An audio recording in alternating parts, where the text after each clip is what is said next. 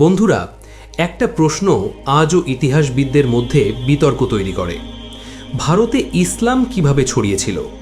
এটা কি তলোয়ার আর যুদ্ধের মাধ্যমে ছড়িয়েছিল, নাকি সুফি সাধকদের শান্তিপূর্ণ প্রচারের মাধ্যমে? কেউ বলে আক্রমণ আর জোরপূর্বক ধর্মান্তরের মাধ্যমে ইসলাম এসেছে ভারতে। আবার কেউ বলে ভালোবাসা, ব্যবসা আর সুফি সাধকদের মাধ্যমে মানুষ স্বেচ্ছায় ইসলাম গ্রহণ করেছে। কিন্তু সত্যটা আসলে কি?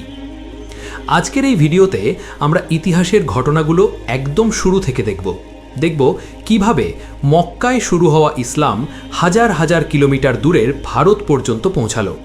আর ভিডিওর শেষে আপনি নিজেই সিদ্ধান্ত নিতে পারবেন ইসলাম ভারতে কিভাবে ছড়িয়েছিল। চলুন শুরু করি একদম শুরু থেকে। সাল 570 খ্রিস্টাব্দ। আজকের সৌদি আরবের মক্কা শহরে জন্ম নেন নবী মোহাম্মদ সাল্লাল্লাহু আলাইহি ওয়াসাল্লাম। তিনি বড় হয়ে একজন সৎ ও বিশ্বস্ত ব্যবসায়ী হিসাবে পরিচিত হন। তারপর 610 সালে হেরা গুহায় তিনি আল্লাহর পক্ষ থেকে প্রথম ওহী লাভ করেন ফেরেশতা জিব্রাইলের মাধ্যমে।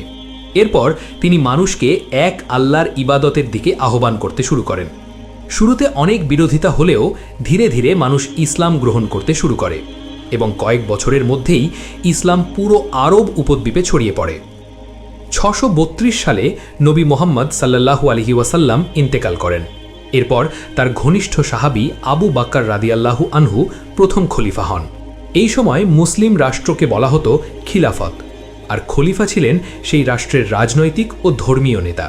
তখন মধ্যপ্রাচ্যে দুটি বড় শক্তিশালী সাম্রাজ্য ছিল, বাইজেন্টাইন সাম্রাজ্য এবং পারস্যের সাসানীয় সাম্রাজ্য। এই দুই শক্তি বহু বছর ধরে একে অপরের সাথে যুদ্ধ করছিল, ফলে তাদের শক্তি দুর্বল হয়ে পড়েছিল। এই সুযোগে মুসলিম বাহিনী দ্রুত বিস্তার শুরু করে। কয়েক দশকের মধ্যেই মুসলিম শাসন পৌঁছে যায় ইরাক, সিরিয়া, মিশর, পারস্য এবং উত্তর আফ্রিকা পর্যন্ত। এবার প্রশ্ন আসে, ভারতে ইসলাম কিভাবে পৌঁছালো? ভারতের দিকে প্রথম আরব অভিযান শুরু হয় 7ম শতকে। 644 সালের দিকে আরব বাহিনী প্রথম আক্রমণ করে মকরান অঞ্চলকে, যা আজকের বেলুচিস্তানে অবস্থিত। কিন্তু সেই সময় তারা স্থায়ীভাবে অঞ্চলটি দখল করতে পারেনি। এরপর কয়েক দশক পরে আসে একটি গুরুত্বপূর্ণ ঘটনা। সাল 712। মাত্র 17 বছর বয়সী এক জেনারেল সিন্ধু অঞ্চলে আক্রমণ করেন। তার নাম ছিল মোহাম্মদ বিন কাসিম। তিনি সিন্ধুর রাজা দাহিরকে পরাজিত করেন এবং সিন্ধুর গুরুত্বপূর্ণ শহরগুলো দখল করেন। এই ঘটনাকে অনেক ইতিহাসবিদ ভারতীয় উপমহাদেশে মুসলিম শাসনের সূচনা বলে মনে করেন। এরপর কয়েক শতাব্দী ধরে ভারতের উত্তর পশ্চিম সীমান্তে বিভিন্ন শক্তির উত্থান ঘটে। 1000 সালের দিকে আফগানিস্তানে উঠে আসে গজনবী সাম্রাজ্য। এর শাসক মামুদ গজনী বহুবার ভারত আক্রমণ করেন। তারপর দ্বাদশ শতকে আবির্ভূত হন আরেক শাসক মোহাম্মদ ঘোরি। 1192 সালে তরাইন যুদ্ধের মাধ্যমে তিনি রাজপুত শাসক পৃথ্বীরাজ চৌহানকে পরাজিত করেন এবং তার সেনাপতি কুতুবুদ্দিন আইবক দিল্লিতে শাসন প্রতিষ্ঠা করেন। এভাবেই শুরু হয় দিল্লি সালতানাত। পরবর্তী কয়েক শতাব্দী ধরে দিল্লি সালতানাতে শাসন করে বিভিন্ন রাজবংশ, খিলজি, তুগলক, সৈয়দ, লোদি। তারপর 1526 সালে ইতিহাসে আরেক বড় ঘটনা ঘটে। প্রথম পানিপথের যুদ্ধে বাবর ইব্রাহিম লোদিকে পরাজিত করেন এবং প্রতিষ্ঠা করেন মুঘল সাম্রাজ্য। মুঘলদের সময় ভারতীয় উপমহাদেশে বড় সামাজিক ও অর্থনৈতিক পরিবর্তন ঘটে, বিশেষ করে বাংলায়। মুঘল আমলে পূর্ববঙ্গের ঘন জঙ্গল পরিষ্কার করে নতুন কৃষি জমি তৈরি করা হয়।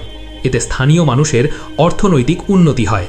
একই সময় সেখানে সুফি সাধকদের আগমন ঘটে এবং বহু মসজিদ নির্মিত হয়। ফলে অনেক মানুষ ইসলাম গ্রহণ করতে শুরু করে। ধীরে ধীরে পূর্ববঙ্গ মুসলিম সংখ্যাগরিষ্ঠ অঞ্চলে পরিণত হয়, যা আজকের বাংলাদেশ। এরপর আসে ব্রিটিশদের সময়। 1757 সালে পলাশির যুদ্ধে ব্রিটিশরা জয়লাভ করে। এরপর ধীরে ধীরে পুরো ভারত তাদের নিয়ন্ত্রণে চলে যায়। দীর্ঘ মুসলিম শাসনের অবসান ঘটে এবং শুরু হয় ব্রিটিশ শাসন। তাহলে ইতিহাস থেকে আমরা কি বুঝতে পারি? ভারতে ইসলামের বিস্তার কোনো একক কারণে হয়নি।